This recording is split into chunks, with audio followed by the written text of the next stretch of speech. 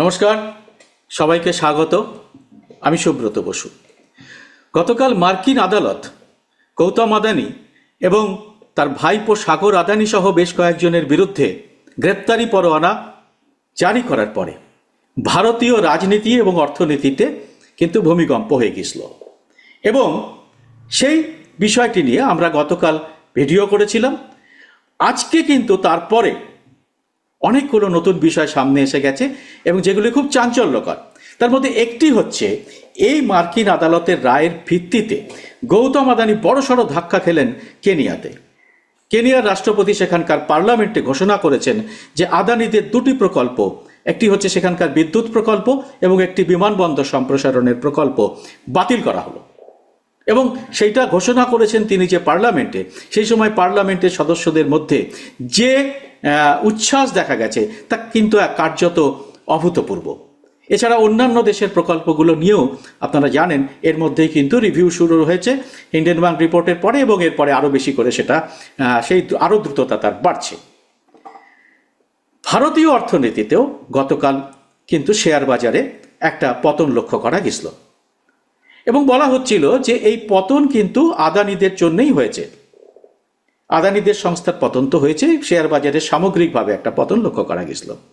আজকে কিন্তু ভারতীয় শেয়ার বাজার একেবারে ঘুরে দাঁড়িয়েছে এবং এ থেকে একটা জিনিস প্রমাণিত হয় যে আমাদের ভারতবর্ষের শেয়ার বাজার, ভারতবর্ষের কারবার যেরকম বলা হয় যেন সমস্তটাই পুরোটা আদানি নির্ভর, ঠিক ততটা নয়।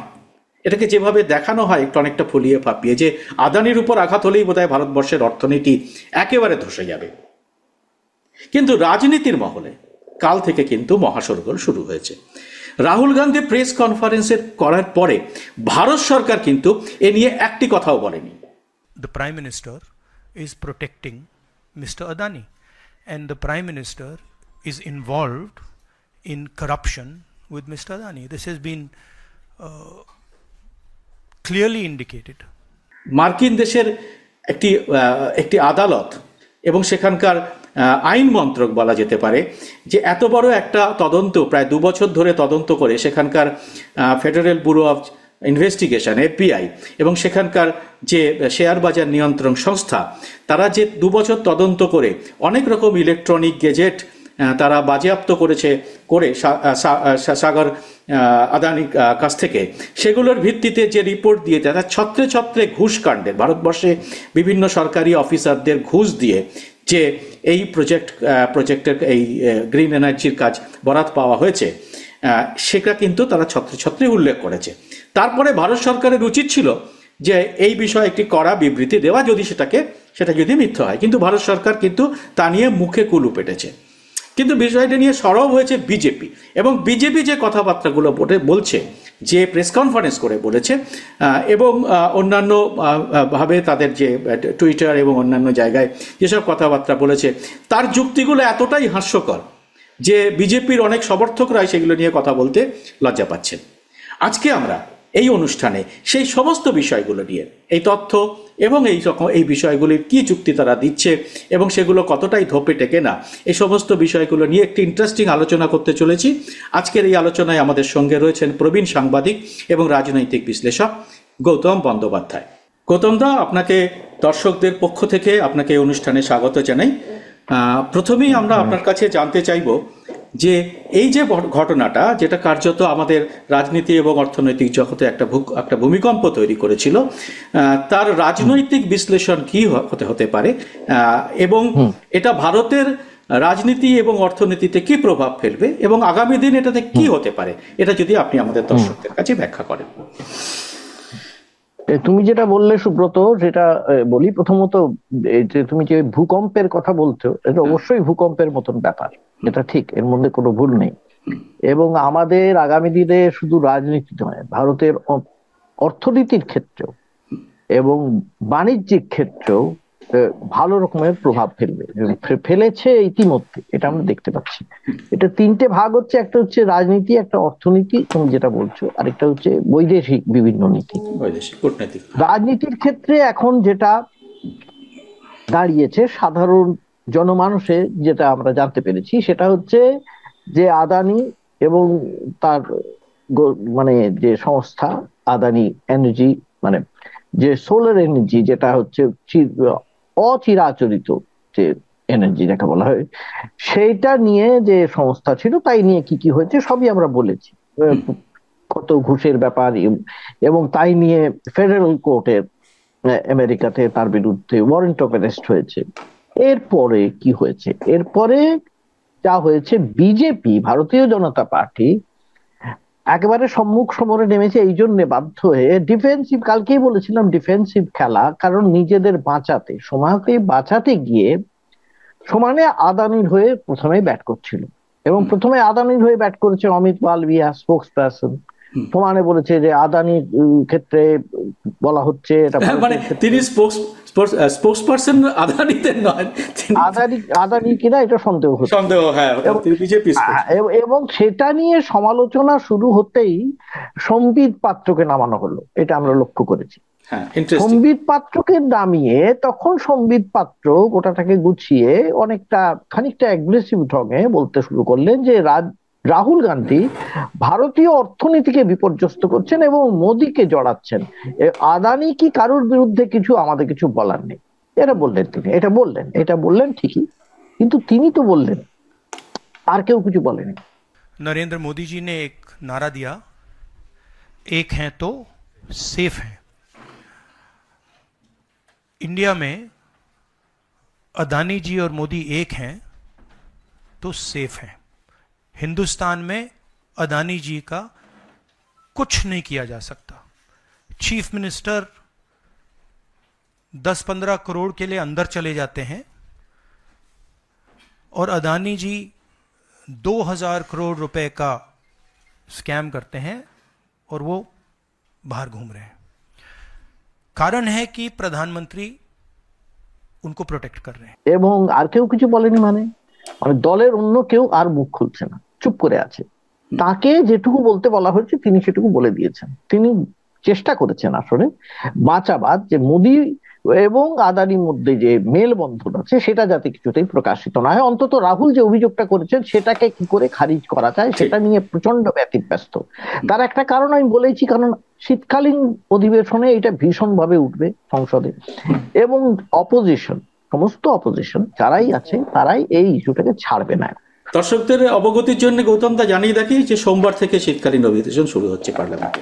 হ্যাঁ, এবং সেই জন্য বিজেপিকে এখন তৈরি করতে হচ্ছে কি ভাবে এটাকে সামাল দেওয়া যায়। কি ভাবে সামাল দেওয়া যায় বলতে, প্রথম দিকে প্রচন্ড বেকায়দায় পড়েছে।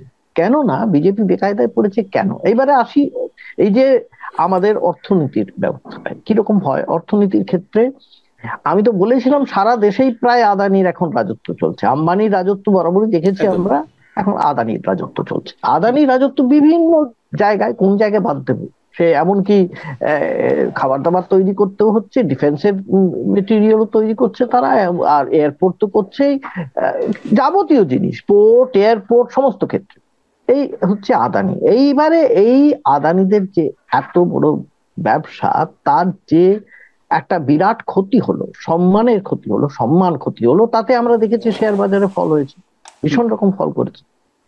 এরপরে এই যত প্রজেক্ট আছে, প্রকল্পগুলোর ভবিষ্যৎ কি হবে সেটা নিয়ে বিজেপিকেও ভাবতে হবে।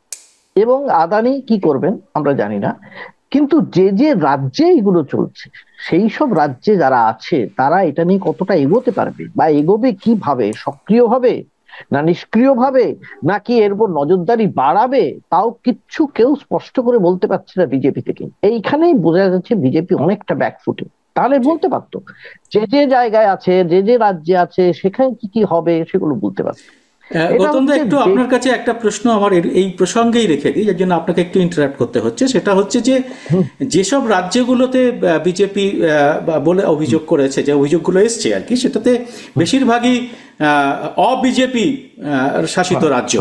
হ্যাঁ, তার মধ্যে এতে অন্ধ্রপ্রদেশেই প্রায় 1700 কোটি টাকা, মানে 2100-2200 কোটি টাকার মধ্যে 1750 কোটি টাকা শুধু অন্ধ্রতেই দেওয়া হয়েছে ঘুষ, অন্ধ্রের অফিসারদের। এবং বিজেপির অভিযোগ, বিজেপি শাসিত রাজ্যতে এগুলো দেওয়া হয়নি, মূলত অবিজেপি শাসিত।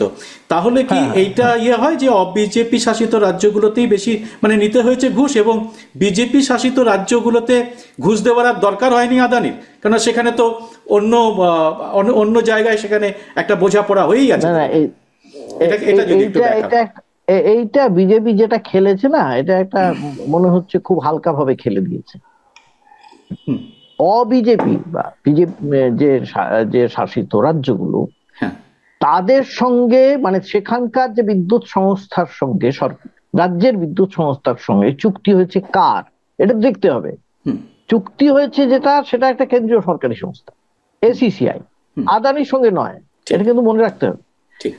এসিসিআই হচ্ছে কেন্দ্রীয় এই বিদ্যুৎ সংস্থা। এইটা তৈরি করা হয়েছিল, এটা মোদিরই প্ল্যান ছিল যে এমন একটা সংস্থা তৈরি হবে যারা এই সমস্ত সোলার পাওয়ারের ম্যানুফ্যাকচারিং করবে, আবার তারা বিদ্যুৎ সরবরাহ করবে একই সঙ্গে। এটা একটা বিরাট মাপের মোদির প্ল্যান, কারণ ওই যে আত্মনির্ভর ভারত, এই যে আত্মনির্ভর ভারত করতে গিয়ে তিনি এটা করেছিলেন। এবং তাতে আদানি ছিল একেবারে প্রথম প্লেয়ার, ভীষণ প্রথম দিকের প্লেয়ার। তিনি করেছেন আদানি পাওয়ার, অ্যাজার পাওয়ার, বিভিন্ন রকম করেছিলেন। এই green energy, Adani green energy, তারা ওইখানে তাদের হয়ে এসিসিআই মানে এসিসিআই এর বিদ্যুৎ তাদের কাছ থেকে নেবে এবং বিক্রি করবে। এবারে বিক্রি হচ্ছিল না, মূল কথা থেকে বিক্রি হচ্ছিল না। বিক্রি যখন হচ্ছিল না, কিন্তু যেহেতু এসিসিআই কেন্দ্রীয় সংস্থা আছে, তারাই ভাবছিল এটা কি করে বিক্রি করব, এত দাম দিয়ে বিক্রি করছে, কি করে বিক্রি করব। এই তখনই এই ঘুষের ব্যাপারটা আসে। এবং এই ঘুষের টাকাটা কোত্থেকে এলো? ঘুষের টাকাটা এলো বন্ড বিক্রি করে আমেরিকা থেকে, আমেরিকার লগ্নিকারীদের টাকা। গন্ডগোলটা হয়ে গেল। সেই টাকাটা ঘুষে ব্যবহার হলো। তা কি হলো? ফেডারেল এফবিআই বলছে যে এখানকার দেশের লোকের টাকা, মার্কিনীদের টাকা নিয়ে ঘুষ দেওয়া হয়েছে এবং কন্ট্রাক্ট পাওয়া হয়েছে যাতে কোম্পানি বিশাল প্রফিট করবে। তাদের বক্তব্য খুব পরিষ্কার, তাদের নকলিকারীদের স্বার্থ তারা রক্ষা করতে চাইছে, তারা রক্ষা করছে। কিন্তু তাই নয়, ওদের একটা আইনে এটাও করা হয়েছে, এই ক্ষেত্রে যদি ফরেন মানে বিদেশি যে আছেন, বিদেশি যে কোনো ব্যক্তি বা যে কোনো সংস্থা, তারা যদি ঘুষ দিয়ে থাকে নিজেদের দেশেও করে কোনো সংস্থা তৈরি করে থাকে, তাহলে তার এগেনস্টেও মামলা করা হবে। এই বিষয়টা আমরা আপনার কাছে পরে আরো আসবো, আরো সবিস্তার যে কি হতে পারে ওই ধাপে। আপনি এখন শুধু রাজনীতিটাকে আপনি যদি যেটা বলছেন, এবারে কি হলো, এবারে এইটা হলো যে এই যে যদি যেটা রাহুল গান্ধী যথেষ্ট পরিষ্কারভাবে বলেছে, যে রাজ্যের ক্ষেত্রে, যার ক্ষেত্রে এই ঘটনা ঘটে থাকুক, তদন্তের আওতায় আসুক। তদন্তের আওতায় আসবে কে? একটা হচ্ছে সেবি চেয়ারপারসন মাধবী পুরী বুচ, আরেকজন হচ্ছেন আদানি স্বয়ং। এইবারে এটাও বলেছেন যে এটা কিন্তু ভারত সরকার করবে না। এবং আমরা কেন বলছি, 24 ঘন্টা পেরিয়ে গেল, এত বড় অভিযোগ, তারপরে শুধু দেখলাম বিজেপি কি করলো, শুধু ডিফেন্সিভ খেললো। একবারও বলল না যে যদি প্রয়োজন হয় বা এখনই আমরা যদি মনে করি, তাহলে অবশ্যই এটার বিরুদ্ধে তদন্ত হবে। এটা একবারও বলতে পারছে না, বলতেই পারছে না। কেন বলতে পারছে না? তাহলে তো মানুষের মনে সন্দেহ বাড়বে, সন্দেহ অনেক বাড়বে। মানুষের মনে হবে এর সঙ্গে যোগ সাজসটা কোথায়, এইটা মনে হবে। এমনকি কিছু কিছু নেতা, আবার এই বঙ্গের নেতা প্রাক্তন, তাদের প্রশ্ন আছে যে ভারত কি সার্বভৌম দেশ নয়? ভারতের ক্ষেত্রে আমেরিকা নাক গলাচ্ছে কেন? আচ্ছা, এটা কে করছেন? একজন এক সময় রাজ্যপাল তথাগত রায়, তিনি বলছেন, এটা লিখছেন, টুইট করছেন। তারা এটা কি জানা উচিত যে এই কাজটা কিন্তু আমেরিকায় কোর্ট করেছে, ফেডারেল কোর্ট, সেটা তাদের দেশের লোকের স্বার্থেই করেছে।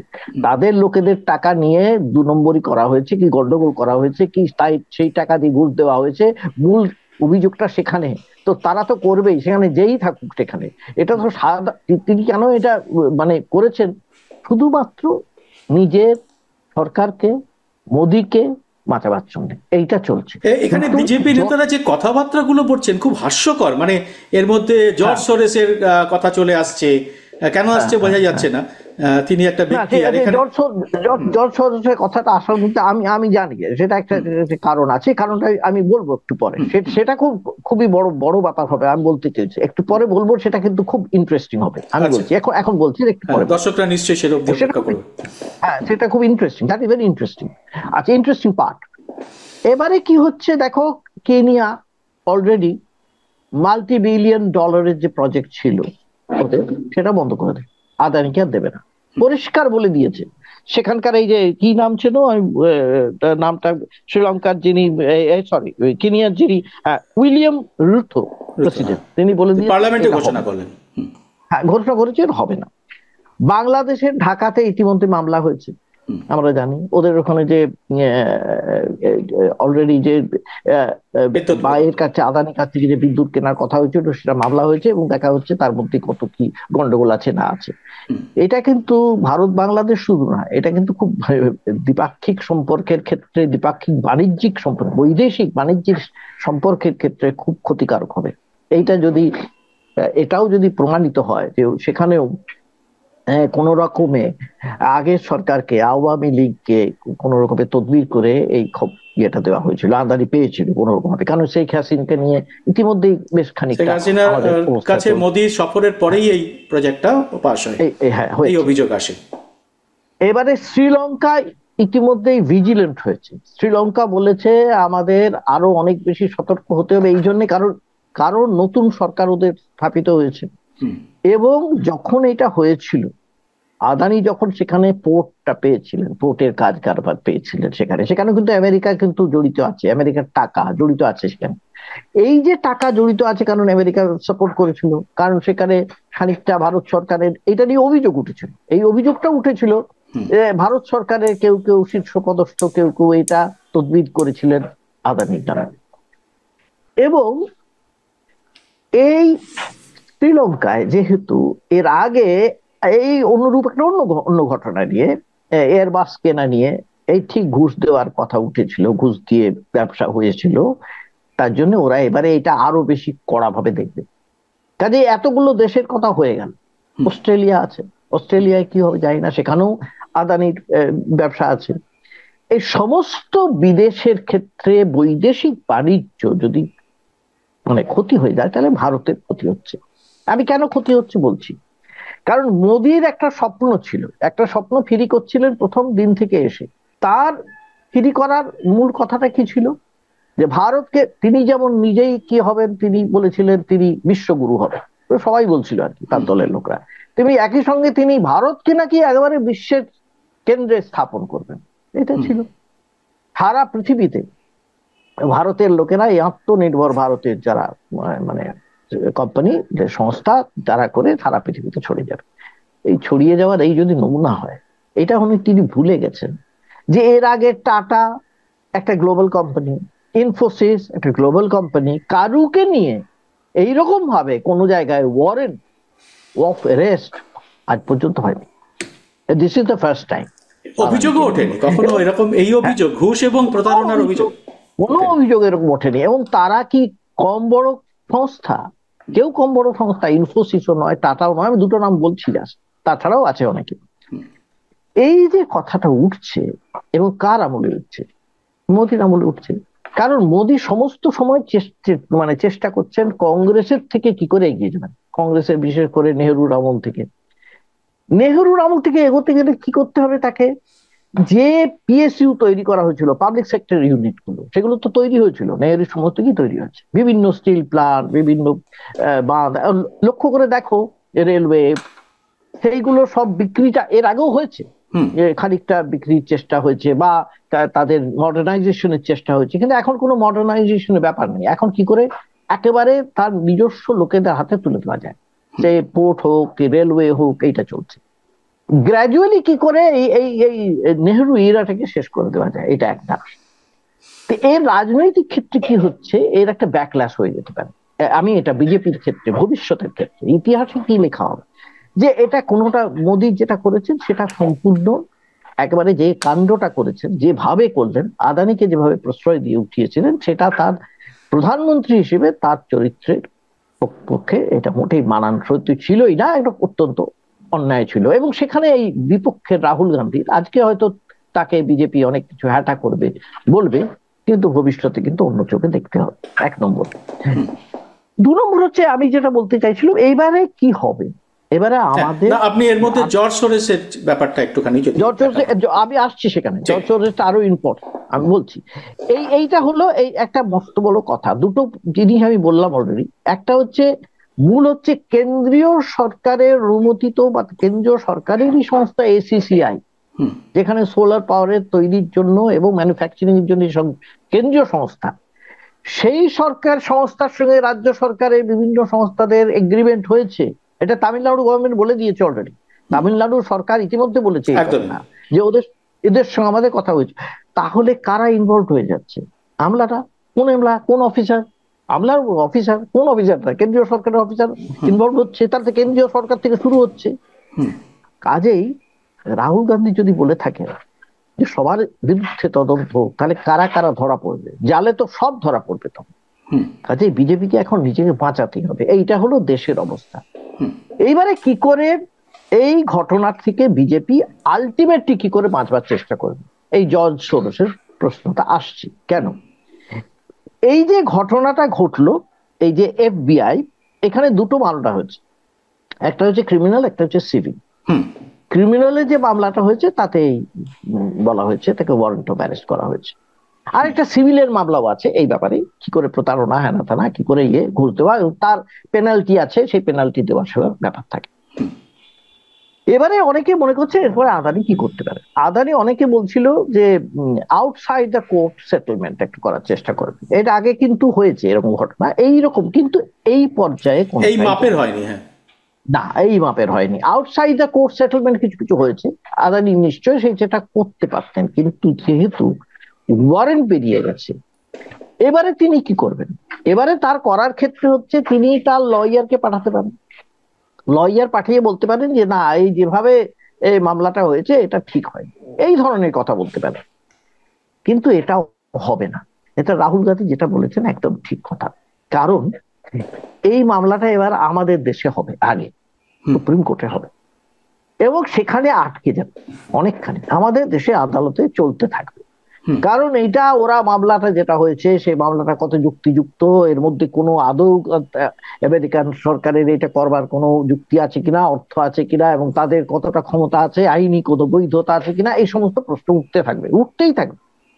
ইতিমধ্যে যদি দেখা যায় এই মামলাটার মূল রায়টাকে দিয়েছেন, খুব লক্ষণীয় এইখানে বলছি, রায়টা দিয়েছেন Brian piece, BREON PEACE, Brian piece.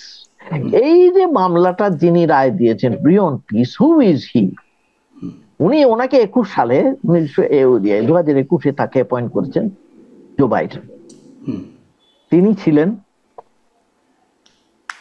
Pro Democratic, খুব নামকরা লয়ার ছিলেন, খুব নামকরা লয়ার। হিলারি ক্লিন্টন এবং ট্রাম্পের যখন লড়াই হয়েছে সেই সময় একজন social influencer, social media influencer, একজন নামকরা ইনফ্লুয়েন্সার, তিনি একটা সোশ্যাল মিডিয়ায় পোস্ট করতেন। সেই পোস্টটা ছিল, আপনারা হিলারি ক্লিন্টনকে টুইটারের মাধ্যমে ভোট দিন। কেন? এবং তার বিরাট ফলোয়ার, তিনি এটা করে যাচ্ছিলেন। কেন করে গিয়েছিলেন? কারণ টুইটারের মাধ্যমে ভোট দেওয়া যায় না, টুইটারের মধ্যে ভোট দিলে সেটা ভোটটা বৈধ হয় না। কাজে প্রচুর ডেমোক্র্যাট ওইটা যাতে ভোটটা না দিতে পারে, যাতে বৈধ না হয় এবং নষ্ট হয়, এইটা মামলা হয়েছিল। এই মামলাটা করেছিলেন অ্যাটর্নি জেনারেল ছিলেন তখনই, এই যে এখনকার যিনি আমাদের বিচারপতি, তিনি ছিলেন অ্যাটর্নি জেনারেল। এবং তখন সেই সোশ্যাল মিডিয়া ইনফ্লুয়েন্সারের, pro Trump social media influencer, তার 7 মাসের জেল হয়েছিল, 7 months ইমপ্রিজনমেন্ট। এইবারে ট্রাম্প এলে এই বিচারপতি কি রাখবেন? এইটা হচ্ছে ব্যাপার। ট্রাম্প এলে মোদি কি চেষ্টা করতে পারে? যদি দেখা যায় একে না রাখা হলো, তাহলে কিন্তু বুঝতে হবে এর মধ্যে নিশ্চয়ই কিছু ডাল মে কুছ কালা থা।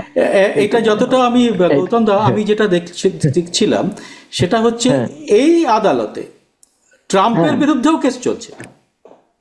হ্যাঁ হ্যাঁ, চলছে তো। ট্রাম্পের বিরুদ্ধে যে অসংখ্য কেস রয়েছে তার মধ্যে এটা একটা, এই আদালতে তার মধ্যে হ্যাঁ, কিন্তু ট্রাম্পের বিরুদ্ধে কেসগুলো তো এখন আর বিশেষ কিছু হবে না। ট্রাম্প যেহেতু প্রেসিডেন্ট হয়ে যাবেন, আর কিছু সেই কেসগুলো হবে না। এবং সেখানে ওদের দেশে একটা আইনও আছে যে নিজেই নিজের মাফ করে দিতে পারে, যে নিজের বিরুদ্ধে অভিযোগগুলোকে মাফ করে দিতে পারেন, প্রেসিডেন্টের ক্ষমতা। কিন্তু এখানে আমি একটা প্রশ্ন আপনার কাছে রাখবো, সেটা হচ্ছে যেহেতু হ্যাঁ, শুধু আদালতের রায়ের পাশাপাশি এটা ফেডারেল ব্যুরো অফ জাস্টিস, প্রায় ওদের আইন মন্ত্রক যেটাকে আমরা প্রায় বলি, সেখান তাদের এটা তাদের রায়ে এসছে। ইনফ্যাক্ট এটা শুধু আদালতের রায় না, ফেডারেল আইন মন্ত্রক থেকে।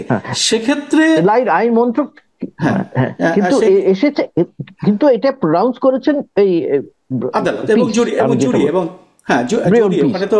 কিন্তু যেহেতু আমেরিকান আইন সিস্টেমে জুরিও একটা খুব বড় ইম্পর্টেন্ট ব্যাপার, ওখানে আমাদের মতো কোর্ট নয়। কিন্তু এট দ্য সেম টাইম আমি তোমাকে অজস্র উদাহরণ দেখাতে পারি যেখানে ট্রাম্প এর আগে করেছেন, এর আগের বারও করেছেন, অ্যাটর্নি জেনারেল পাল্টে দিয়েছেন, নর্মালি কেউ করতেন না। এবং তিনি জজ সাহেবদেরও পাল্টে দিয়েছিলেন, এটা করতে পারেন তিনি, কিন্তু করা হয় না, এটা করতে না। আমি সেইটাই প্রশ্ন আপনার কাছে রাখছিলাম গৌতম দা, যেটা বিচারক পাল্টে গেলেও জুরি পাল্টানোর তো অধিকার সরকারের নেই, কারণ এখানে তো জুরিরা একটা খুব বড় ভূমিকা পালন করে আমেরিকার আইন সিস্টেমে, যেটা আমাদের দেশে নেই। আমাদের দেশে জুরি ব্যবস্থা না, কিন্তু বাট স্টিল তুমি যেটা বলছো এটা ঠিকই, কিন্তু এই চেষ্টাটা কিন্তু হবে। এবং কি হবে কেন বলছি, কারণ যদি ট্রাম্পের হাতে চলে যায়, এরকম ক্ষমতা চলে যায়, কারণ ওদের সিনেটটাও ওদের হাতে এখন, এবং প্রেসিডেন্ট নিজেও তো আছেন, কাজে গোটাটাই ওদের হাতে চলে যাচ্ছে। তিনি যে কতজনকে পাল্টে দিতে পারেন, তিনি করবেন কিনা আমি জানি না।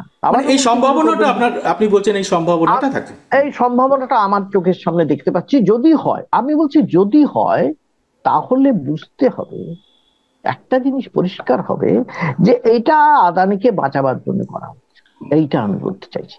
আর যদি না করা হয় তাহলে তো জিনিসটা ঠিক আছে, অন্যরকম ভাবে বোঝা যাবে। যেমন আইন এই বলছে না, law will take its own course, ঠিক আছে, এই যে সম্বিত পাত্র বলছে আইন আইনের মতো চলবে, তখন বোঝা যাবে। কিন্তু আইন আইনের মতো চলবে না যদি এটা পাল্টে দেওয়া যায়, আমি এইটা বলতে চাইছি। এইটা হলো একটা মস্ত বড় ব্যাপার, কারণ এই পিস যে দুই বিচারপতি, এর সঙ্গেই কি হচ্ছে, কেন বলা হচ্ছে, এর সঙ্গে লতায় পাতায় শুধু নয়, এই পিস কিন্তু জর্জ সোরোসের সঙ্গে পরোক্ষে জড়িত খানিকটা। জর্জ সোরোসের বিভিন্ন ফাউন্ডেশন আছে, সেই ফাউন্ডেশনের টাকা পয়সা নিয়ে প্রচুর কাজ হয়, তাদের বিভিন্ন রকম কাজ হয়। তার কিছু বদনাম আছে, কিছু সুনামও আছে, প্রচুর জায়গায় কিছু সুনামও আছে। এবং তিনি কিন্তু বহুদিন আগে থেকেই বলে আসছেন যে আদানি এবং মোদি একসঙ্গে মিলে ভারতীয় অর্থ ব্যবস্থাটাকে সর্বনাশ করে ছাড়বে, এটা বলে আসছেন বহুদিন। কারণ তিনি এইটা মনে করেন যে ডেমোক্রেটিক স্ট্রাকচার নষ্ট হয়ে যাচ্ছে ভারতে, এই সমস্ত বলেছেন। কাজেই এরা ওইটাকে ধরে নিয়েছে। আমার বক্তব্য সব বাদ দিই, আমি জর্জ সোরোস ধরছি না, আমি মোদি ধরছি না, আমি কাউকে ধরছি না। আমি শুধু বলতে চাইছি আদানিকে বাঁচানোর জন্য বিজেপি কতদিন লাভ হবে, আর যতদিন লাভ হবে ততদিন বিজেপির যে বাজার দর, শেয়ার মার্কেট, সেটা কমবে, ডিভিডেন্ড কমেছে, বাজারে কমেছে, যেমন আদানির বাজার দর কমে যাচ্ছে, এইটা কমে যাবে। এইটা বিজেপি কি বুঝতে পারছে না? বিজেপির বোঝা উচিত বাই দিস টাইম, এটা আমার মনে হয়। হ্যাঁ, কিন্তু বিজেপির পক্ষে এই মুহূর্তে আদানিকে যে ঝেড়ে ফেলা সম্ভব নয়, সেটা বিজেপি নেতাদের, কিছু কিছু নেতাদের, আমি সবারটা বলবো না, কথাবার্তাতেই সে যেভাবে তারা ডিফেন্ড করছে, সে যুক্তিগুলো যতটাই কুযুক্তি হোক, তো কিন্তু তাদের এই মনোভাব দেখে বোঝা যাচ্ছে, সে অমিত মালবিয়ার টুইট দেখে বোঝা যাচ্ছে যে তারা এই মুহূর্তে আদানির থেকে সম্পর্ক ছাড়তে পারবে না। এটা আপনি কিভাবে দেখছেন? এটা আমি একটা কারণে ভাবছি, সেটা হচ্ছে অনেক সময় হয় কি, যেহেতু এইটা হচ্ছে একটা অর্গানাইজড দল, সংগঠিত দল, এই যে বিজেপি, ভারতীয় জনতা পার্টি, ভারতীয় জনতা পার্টি যতক্ষণ না নিজেরা বসে সিদ্ধান্ত নেবে একটা সিদ্ধান্ত, ততদিন কি হয়, বিশৃঙ্খল হয়ে যায়। যা হয়, একটা অর্গানাইজ দলে যদি বিশৃঙ্খলা এসে যায় না, তখন আর সেটাকে সামলাতে পারে না।